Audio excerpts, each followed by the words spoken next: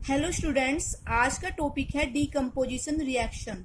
It is very important topic for the board exam and every year इसमें से एक reaction जरूर आती है, तो प्लीज इसको ध्यान से सुनिए और नोट्स जरूर बनाइए। डीकम्पोजिशन का मीन होता है डिकम्पोज होना या ब्रेक होना। इट्स मीन जब कोई सब्सटेंस स्प्लिट होकर टू और मोर देन टू कंपाउंड देता है, इस रिएक्शन को, इस टाइप की रिएक्शंस को हम डीकम्पोजिशन रिएक्शंस बोलते हैं। For example, I am taking calcium carbonate. The formula of calcium carbonate is CaCO3 carbonate, that's mean CoCO3।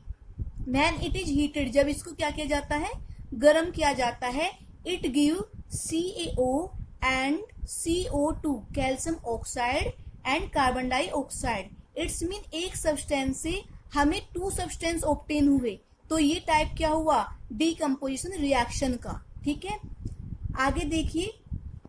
Second example is ZnCaO3। This is the zinc carbonate.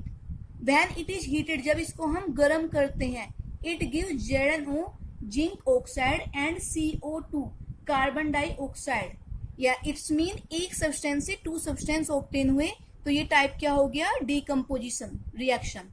ठीक है, अब decomposition reactions हम कई तरीके से initiate करा सकते हैं। जैसे कि फॉर एग्जांपल, अगर किसी कंपाउंड को गर्म कर रहे हैं तो वो ब्रेक हो जाएगा, टू या टू से ज्यादा सब्सटेंस देगा, या उसको in the presence of light रख रहे हैं तो वो ब्रेक हो जाएगा। तो इस तरीके से डीकम्पोजिशन रिएक्शन तीन तरीके से इनिशिएट होती है। Number one is thermal decomposition. Thermal that's mean heat. When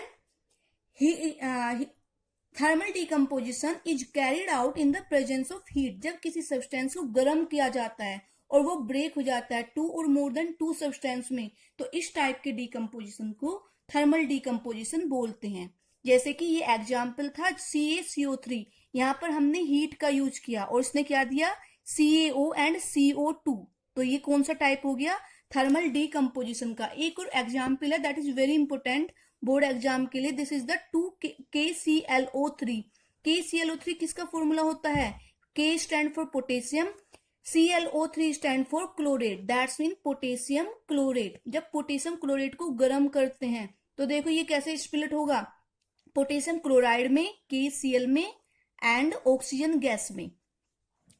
अब यहाँ पे इसको बैलेंस करेंगे, K2, तो K के 2 मॉलिक्यूल्स हैं, यहाँ पर भी 2 लगाएंगे, Cl2 O3 2 जा 6, तो यहाँ पर लगाएंगे 3 2 6। तो ये बैलेंस रिएक्शन हो गई। यहाँ पे हमने किसका यूज किया इसको डीकम्पोज करने के लिए, हीट का। तो ये कौन सा टाइप हो गया, थर्मल डीकम्पोजिशन।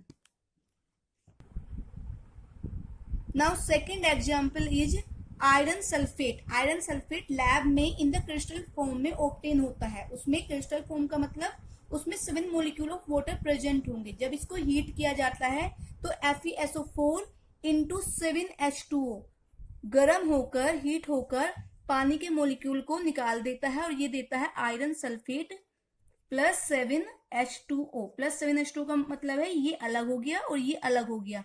यहाँ पर जो इसका कलर होता है वो होता है ग्रीन कलर। अब आपकी बुक में केवल ये रिएक्शन दे रखी होगी FeSO4, लेकिन रियलिटी में ये क्रिस्टल फॉर्म में होता है, वहां पर इसका ग्रीन कलर होता है। सबसे पहले गर्म करने पर वाटर मॉलिक्यूल निकल जाते हैं, फिर ये जो FeSO4 है इसको फर्दर जब हीट किया जाता है तो ये इसके ऑक्साइड में Fe2O3 plus SO2 and plus SO3 में स्प्लिट हो जाता है। एक सब्सटेंस से हमें 3 सब्सटेंस ऑब्टेन हुए। इसका मतलब ये कौन सा डीकम्पोजिशन, ये हो गया decomposition reaction, and we use to decompose this substance heat, so it is thermal decomposition. Now next example very important, lead nitrate. Lead nitrate का फॉर्मूला होता है lead nitrate PbNO3 whole twice. क्यों होता है, nitrate की valency क्या होती है 1 और लेड की वैलेंसी 2। ये फॉर्मूले बनाने आपने 9th क्लास में सीखे होंगे। क्रॉस मल्टीप्लाई करके PbNO3 की होल ट्वाइस। इसको हमने हीट किया, गर्म किया। ठीक है, तो ये अपने ऑक्साइड में PbO प्लस NO3 से NO2 and plus oxygen gas. अब जो ये नाइट्रोजन डाइऑक्साइड हमें ऑब्टेन हुई है, जब हम इसको गर्म करते हैं, टेस्ट ट्यूब में लेकर हीट करेंगे बर्नर पर, तो लेड मोनोऑक्साइड हमें ऑब्टेन होगा। एंड नाइट्रोजन डाइऑक्साइड होगी एंड ऑक्सीजन गैस ऑब्टेन होगी। ये जो नाइट्रोजन डाइऑक्साइड की वेपर होंगी ये ब्राउन कलर की होंगी, यानी हमें ब्राउन फ्यूम्स ऑब्टेन होंगी। और अगर हमें ऑक्सीजन का टेस्ट करना है तो जो वेपर्स निकल रही है उसके पास एक मैच स्टिक लाओ जलती हुई, अगर वो और ज्यादा जलना स्टार्ट कर देगी इसका मतलब ऑक्सीजन गैस उसमें प्रेजेंट है। तो ये एग्जाम्पल हो गया थर्मल डीकम्पोजिशन का। अब आगे देखिए, आगे जो टाइप होता है, सेकंड टाइप जो होता है वो होता है फोटोकेमिकल डीकम्पोजिशन। फोटोकेमिकल डीकम्पोजिशन का मतलब होता है जब किसी सब्सटेंस को in the presence of light decompose करते हैं। इट्स मीन जब सिल्वर क्लोराइड को लाइट की प्रेजेंस में रखते हैं तो AgCl, what is the formula of silver chloride? AgCl। अब AgCl जो है ये सिल्वर में Ag में प्लस Cl2 क्लोरीन गैस में डीकम्पोज हो जाता है। अब किसकी प्रेजेंस है यहाँ पर है लाइट की प्रेजेंस, तो इसको डीकम्पोजिशन को बोलेंगे हम फोटोकेमिकल डीकम्पोजिशन। इसका नेक्स्ट एग्जाम्पल है silver bromide. What is the formula of silver bromide? Silver that's mean Ag, symbol होता है ब्रोमाइड AgBr। जब इसको in the presence of light का सिंबल क्या होता है? H, ये लाइट का सिंबल होता है, तो इसमें हम रखते हैं तो ये silver and bromine Ag plus Br2 में डीकम्पोज हो जाता है। अब इसको बैलेंस करो, यहाँ पर Br2 है तो हम यहाँ पर बैलेंस करने के लिए Br की यहाँ पर आगे 2 लगा देंगे। सिल्वर कितना है? 2 है, तो सिल्वर के आगे भी 2 लगा देंगे। तो इस तरीके से ये बैलेंस भी हो गई और ये टाइप हो गया फोटोकेमिकल डीकम्पोजिशन का। इसलिए कहा जाता है कि सिल्वर क्लोराइड को या सिल्वर ब्रोमाइड को डार्क कलर की बोटल्स में रखना चाहिए, जिससे सनलाइट की जो प्रेजेंस है वो ना आ सके और वो जो सिल्वर ब्रोमाइड या सिल्वर क्लोराइड है वो डीकम्पोज ना हो सके। और इसका सेकंड जो यूज है वो बहुत इंपॉर्टेंट है। इन रिएक्शंस का यूज हम ब्लैक एंड व्हाइट फोटोग्राफी में भी करते हैं। Very important question for the MCQ question.